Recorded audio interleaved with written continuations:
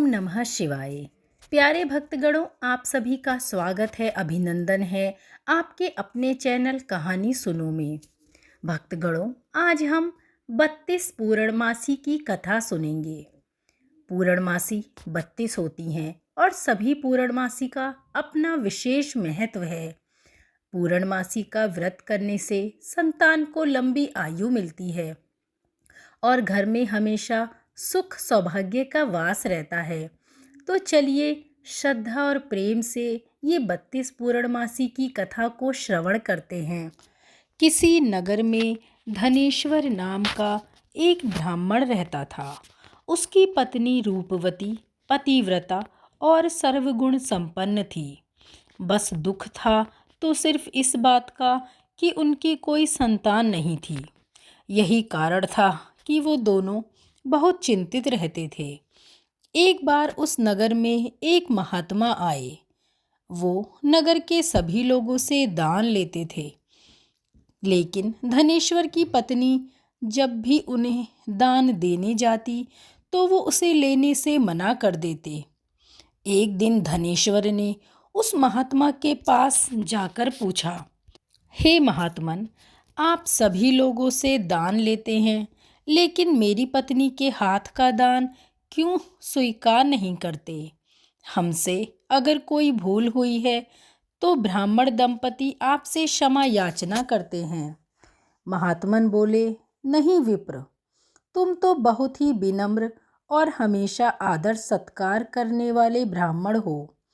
तुमसे भूल तो कदापि नहीं हो सकती। महात्मा की बात सुनकर धनेश्वर हाथ जोड़कर बोला, हे मुनिवर, फिर आखिर क्या कारण है? कृपया हमें उससे अवगत कराएं। इस पर ब्राह्मण बोले, हे विप्र, तुम्हारे कोई संतान नहीं है और जो दंपति निसंतान हो उसके हाथ से भिक्षा लेना अधम या पापी के हाथ से भिक्षा ग्रहण करने के समान है। तुम्हारे द्वारा दिया गया दान लेने के कारण मेरा पतन हो जाएगा। बस यही कारण है कि मैं तुम दंपति की दान संपत्ति स्वीकार नहीं करता।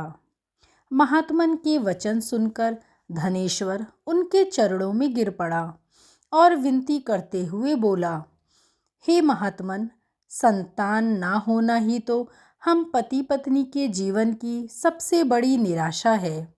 यदि संतान प्राप्ति का कोई उपाय हो तो बताने की कृपया करें। ब्राह्मण का दुख देखकर महात्मन बोले, हे विप्र, तुम्हारे इस कष्ट का एक निवारण है। तुम 16 दिनों तक श्रद्धा पूर्वक काली माँ की पूजा करो।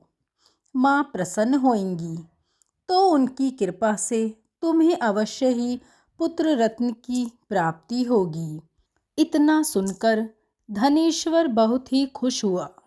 उसने कृतज्ञता पूर्वक महात्मा का आभार प्रकट किया और घर आकर अपनी पत्नी को सारी बातें बताईं। पति पत्नी को महात्मा द्वारा बताए गए उपाय से आशा की एक किरण दिखाई दी और धनेश्वर माँ काली की उपासना करने के लिए चला गया। ब्राह्मण ने पूरे 16 दिन तक काली माँ की पूजा की और उपवास भी रखा। उसकी भक्ति देखकर और विनती सुनकर माँ ब्राह्मण के सपने में आई और बोली, हे धनेश्वर, तू निराश मत हो। मैं तुझे संतान के रूप में पुत्र रत्न की प्राप्ति का वरदान देती हूँ, लेकिन 16 साल की अल्पायु में ही तेरे पुत्र की मृत्यु हो जाएगी। काली माता ने कहा, यदि तुम पति पत्नी विधि पूर्वक 32 पूर्णमासी का व्रत करोगे तो तुम्हारी संतान दीर्घायु हो जाएगी। प्रातःकाल जब तुम उठोगे तो तुम्हें यहाँ आम का एक वृक्ष दिखाई देगा। उस पेड़ से एक फल तोड़ना और ले जाकर अपनी पत्नी को खिला देना। शिवजी की कृपा से तुम्हारी पत्नी गर्भवती हो जाएगी। ऐसा कहकर माँ काली अंतर्ध्यान हो गई। प्रातःकाल जब धनेश्वर उठा तो उसे आम का वृक्ष दिखा जिस पर बहुत ही सुंदर फल लगे थे। वो काली माँ के कहे अनुसार फल तोड़ने के लिए वृक्ष पर चढ़ने लगा। उसने कई बार प्रयास किया लेकिन फिर भी फल तोड़ने में असफल रहा। तभी उसने विघ्नहर्ता गणेश भगवान का सुमिरन किया और गणपति की कृपा से इस बार वो वृक्ष पर चढ़कर फल तोड़ लाया। धनेश्वर ने अपनी पत्नी को वो फल दिया जिसे खाकर वो कुछ समय बाद ही गर्भवती हो गई।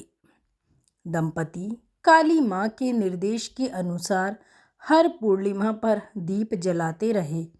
कुछ दिन बाद भगवान शंकर की कृपा हुई और ब्राह्मण की पत्नी ने एक सुंदर बेटे को जन्म दिया जिसका नाम उन्होंने देवीदास रखा। जब पुत्र 16 वर्ष का होने को हुआ तो माता पिता को चिंता होने लगी कि इस वर्ष उसकी मृत्यु निश्चित है। दंपति ने देवीदास के मामा को बुलाया और कहा, तुम देवीदास को विद्या अध्ययन के लिए काशी ले जाओ और 1 वर्ष वापस आना। दंपति पूरी आस्था के साथ पूर्णमासी का व्रत करके पुत्र की दीर्घायु की कामना करते रहे। इधर काशी प्रस्थान के बाद मामा भांजे एक गांव से गुजर रहे थे। वहां एक कन्या का विवाह हो रहा था, परंतु विवाह होने से पूर्व ही उसका वर अंधा हो गया। तभी वर के पिता ने देवीदास को देखा और मामा से कहा, तुम अपना भांजा कुछ समय के लिए हमें दे दो। विवाह संपन्न हो जाए उसके बाद ले जाना। ये सुनकर मामा ने कहा, यदि मेरा भांजा ये विवाह करेगा तो कन्यादान में मिले धन आदि पर हमारा ही अधिकार होगा। वर के पिता ने मामा की ये बातें स्वीकार कर लीं और देवीदास के साथ कन्या का विवाह संपन्न हो गया। इसके पश्चात देवीदास पत्नी के साथ भोजन करने बैठा, लेकिन उसने उस थाल को हाथ नहीं लगाया। ये देखकर पत्नी बोली, स्वामी, आप भोजन क्यों नहीं कर रहे? आपके चेहरे पर ये उदासी कैसी है? तब देवीदास ने सारी बातें समझाईं। यह सुनकर कन्या बोली, स्वामी, मैंने अग्नि को साक्षी मानकर आपके साथ ही फेरे लिए हैं। अब मैं आपके अलावा किसी और को अपना पति स्वीकार नहीं करूंगी। पत्नी की बातें सुनकर देवीदास ने कहा, ऐसा मत कहो, मैं अल्पायु हूँ। कुछ ही दिन में 16 वर्ष की आयु होते ही मेरी मृत्यु निश्चित है।